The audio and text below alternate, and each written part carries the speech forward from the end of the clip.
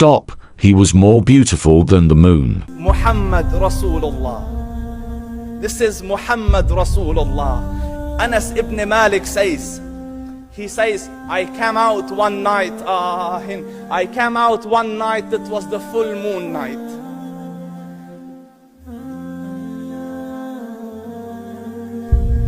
And I looked at the moon, and in the desert, understand, the moon is an awesome sight. It is smooth, it is radiant, it is clear, it is gentle compared to the scorching sun at which they are used to. So the moon was the epitome of beauty. So he says, I came out at a full moon night and I looked at the moon and I saw it beautiful, handsome. So I said, let me go see if the moon is more handsome or my prophet is more handsome. Let me see if that is more beautiful or the prophet is more beautiful. So I went and I saw him standing afar.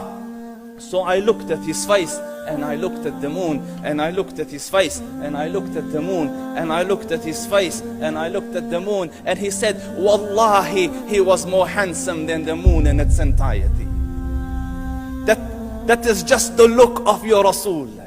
Aisha radiyallahu anha says, I was sewing with the needle. My needle dropped in the dark. I couldn't find it. I said, Ya Rasul, I can't find it. He moved his face close, and I swear, out of the radiance of his face, I found my needle. And the Prophet sallallahu alaihi wasallam was mind-bogglingly handsome. But his handsomeness was covered with waqar and jalal and hayba.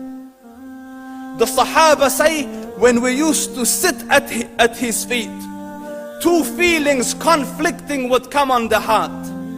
The first one, you wanted to look at him. You wanted to behold the majesty of his face.